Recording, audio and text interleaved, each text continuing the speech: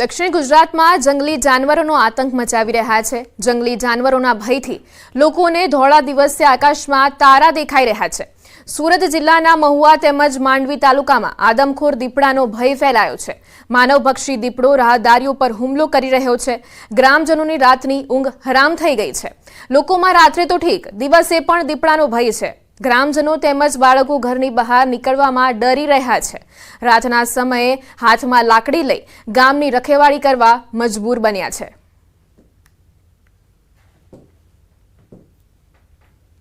દક્ષિણ ગુજરાતની અંદર ખાસ કરીને ચાર પગનો આતંક આદમખોર દીપડાની વાત કરીએ છીએ। ખાસ કરીને સુરત જિલ્લાના મહુવા તાલુકાની અંદર આદમખોર દીપડો જે માનવભક્ષી દીપડો થવા પામ્યો છે। અમે છેલ્લા 2 દિવસની અંદર જે દીપડાએ વેવલ ગામ તેમજ ગોપળા ગામની અંદર જે માનવ જાત ઉપર દીપડાએ હુમલો કર્યો હતો, જે અંતર્ગત ગામજનોમાં એક ભયનો માહોલ જોવા મળ્યો છે। ગામજનો પોતાના રક્ષણ માટે જે મસાલ તેમજ ખેત વિષયક હથિયારો લઈને હાલ ગામની અંદર ફરતા આ તમે દ્રશ્ય જોઈ શકો છો। ખાસ કરીને આ ગામજનો જે છે એ દીપડાના ભયથી હાલ રક્ષણ મેળવવા માટે મસાલ લઈને ગામની અંદર આ તમે દ્રશ્ય જોઈ શકો છો। અહીં જે આ ગોપળા ગામની અંદર માનવજાત તેમજ પશુનો પણ એને સહાર કર્યો છે, શિકાર કર્યો છે, તેમજ મરઘા અને બકરાનો પણ અનેક જગ્યાઓ પર આ દીપડાએ શિકાર કરતા ગામજનોમાં ભયનો માહોલ છે। તો વાત કરીએ ગામજનોએ વન વિભાગને કરી હતી જાણ, પરંતુ વન વિભાગે ઈજાગ્રસ્તોની માત્ર મુલાકાત લઈ સાંત્વન મેળવી હતી અને આ ગામજનોએ જ્યારે આ દીપડાના દહેશત દીપડાના ભયથી જે વન વિભાગને જાણ કરી, વન વિભાગને હજી પણ ફુરસદ નથી મળી કે ગોપળા ગામની અંદર આ પાંજરું દીપડાને પકડવા માટે મૂકવું જોઈએ। ખાસ કરીને આ જે વન વિભાગના ઉચ્ચ અધિકારીઓ પણ છે એસી ચેમ્બર છોડી નથી અને ગામોની મુલાકાત લીધી નથી। આદમખોર દીપડાનો આતંકથી ગામજનોમાં હાલ ભયનો માહોલ જોવા મળી રહ્યો છે। કેમેરામેન સ્મિત રાઠોડ સાથે કેતન પટેલ, ન્યૂઝ 18 ગુજરાતી, મહુવા। મહુવા તાલુકામાં વહેવલ ગામ તેમજ ગોપલા ગામે દીપડાના આતંકથી લોકોના જીવ તાળવે ચોંટ્યા છે। વહેવલ ગામે ખેડૂત ઉપર દીપડો હુમલો કરી ભાગી છૂટ્યો હતો। ઈજાગ્રસ્ત ખેડૂતને સારવાર પ્રાથમિક આરોગ્ય કેન્દ્ર ખાતે ખસેડવામાં આવ્યા હતા। ગોપલા ગામે રસ્તે જતા બાઇક ચાલક પર પણ દીપડાએ હુમલો કરતા સ્થાનિકોમાં ભયનો માહોલ જોવા મળ્યો। ખેડૂતો તેમજ ખેત મજૂરો પણ ખેતરમાં કામ કરવા માટે દીપડાના ભયથી જઈ નથી શકતા। દીપડાએ ગોપલા ગામના પશુઓનો પણ અનેક વખત શિકાર કર્યો છે। પ્રાથમિક શાળા કે હાઈસ્કૂલમાં ભણવા જતા બાળકો પણ રસ્તામાં ડરનો અનુભવ કરી રહ્યા છે। શાળાએ ભણવા જવાનું પણ ટાળી રહ્યા છે। દીપડીએ હુમલો કરેલો એક માણસ પર સવારમાં જ, અને ત્યાર પછી સાંજે પાછો એક એમ કે બાઇક ચાલક પર બી પાછો હુમલો કરવાનો પ્રયાસ કરેલો। ત્યાર પછી રાત્રે અમારા ગામમાં અહીંયા ગોપળા ગામમાં આ ગોપળાથી ઉગત જતો રોડ, એ રોડ પર ઝેર વાવરાના 2 યુવકો હતા, તો એમની પર દીપડીએ ચાલુ બાઇક પર હુમલો કરેલો। તો તે 6 વાગ્યાના એને રસ્તામાં જોયો એટલે પાછો ભાગી ગયો, પાછો વળી ગયો, તો એના પર હુમલો થતો એમ। એટલે આ જે જંગલ ખાતામાં જે પાંજરું વહેલી તકે મૂકે અને એને પકડે એવી લોકોની માંગ છે। બહુ પરિસ્થિતિ ગંભીર છે। અહીંયાના લોકો બધા ડરી ગયેલા છે અને જે ચારો કાપવા માટે જવાવાળા જે ખેડૂતો આજે જે ચારો કાપવા પણ આજે ગયા નથી અને બહુ જ મુશ્કેલીમાં આજે બાળકો પણ ભણવા જવા માટે અડધા બાળકો જે ઘરે રોકાઈ ગયા કે દીપડા આવ્યો છે એટલે નથી મોકલાવ્યા। રોજ આવું ત્યારે દીપડો દેખાય છે, મેં પપ્પાને એમ કહું છું કે મને દીપડો દેખાય એટલે મેં સ્કૂલ નહીં જાઉં। દાહોદના દેવગઢ બારિયાના શિંગોર ધડા ડુંગરના રસ્તા પરથી દીપડાનો મૃતદેહ મળી આવ્યો। ભોવાલથી દુધિયા જવાના રસ્તા ઉપર અજાણ્યા વાહનની અડફેટે દીપડાનું મોત થયાનું અનુમાન છે। 6 થી 8 માસના માદા દીપડાના મોતથી વન વિભાગના કર્મચારીઓ ઘટના સ્થળે પહોંચ્યા હતા। વન વિભાગના અધિકારીઓએ દીપડાના મૃતદેહનું પંચનામું કરી પીએમ અર્થે ખસેડ્યો છે। આગળ વાત કરીએ ગીર સોમનાથની, તો ગીર સોમનાથમાં ડાલામથા સિંહનો વધુ એક વિડીયો વાયરલ થયો છે।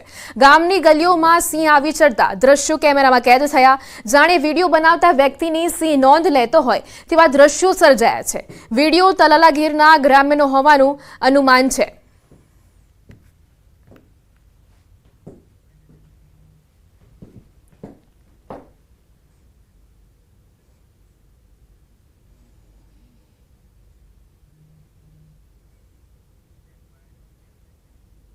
હવે નજર કરીએ ટોપ 3 ખબરો પર. દક્ષિણ ગુજરાત સૌરાષ્ટ્રમાં ભારે વરસાદની આગાહી. 6 કલાકમાં 139 તાલુકામાં વરસાદ. રાજકોટમાં સ્કૂલે જતા બાળકોની જોખમી સવારીનો વિડીયો વાયરલ.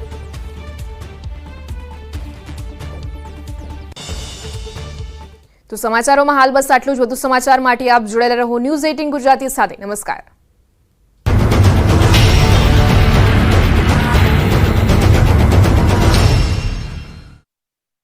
ભાઈ છોટાઉદેપુરના બોડેલીમાં ધોધમાર વરસાદ ખાબક્યો. વરસાદ વરસતા નીચાણવાળા વિસ્તારોમાં પાણી ભરાયા. અલીપુરાની અનેક સોસાયટીઓમાં રસ્તા થયા જળમગ્ન.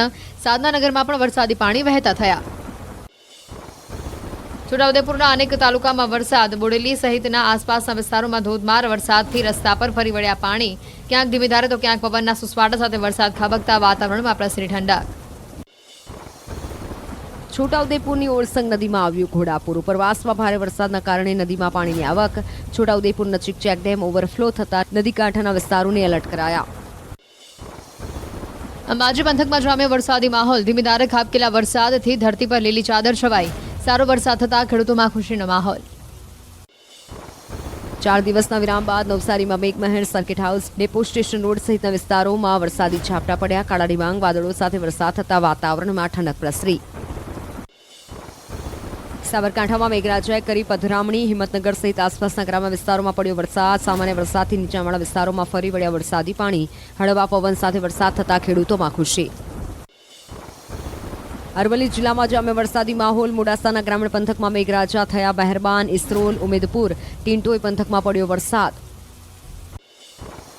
કેરળના વાયનાડમાં ભૂસ્ખલનમાં મોતનો આંકડો 300 ને પાર. ફસાયેલા પીડિતોને બચાવી સલામત સ્થળ પર ખસેડવામાં આવ્યા. ઘાયલો સારવાર હેઠળ. હવે કાટમાળ હટાવવા અને મૃતદેહોને બહાર કાઢવાની કામગીરી ચાલુ. ભૂસ્ખલનથી સૌથી વધુ મુંડુકાઈ અને ચુરલમાલા પ્રભાવિત થયા છે. મુંડુકાઈ અને ચુરલમાલાને 6 ઝોનમાં વહેંચી રેસ્ક્યુ ઓપરેશન હાથ ધરવામાં આવ્યું. ડોગ સ્ક્વોડની સાથે લાપતા લોકો અને મૃતદેહોને શોધવા માટે સર્ચ ઓપરેશન ચાલુ. ભૂસ્ખલનના કેન્દ્ર મુંડાકાઈ અને પુચેરી મટ્ટમ ગામે પહોંચ્યા રાહુલ ગાંધી અને પ્રિયંકા ગાંધી. પીડિતો સાથે મુલાકાત અને રાહત કાર્ય અંગે કરી સમીક્ષા. પક્ષના નેતાઓ અને મેપડી ગ્રામ પંચાયતના પ્રતિનિધિ મંડળ સાથે પણ કરી મુલાકાત. ભૂસ્ખલન પીડિતો સાથે મુલાકાત કરી રાહુલ ગાંધીએ દુઃખ વ્યક્ત કર્યું. રાહુલ ગાંધીએ કહ્યું, પીડિતોએ તેમના પરિજનો અને ઘર ગુમાવ્યા. આજે મને પણ મારા પિતાના મૃત્યુનો દિવસ યાદ આવ્યો.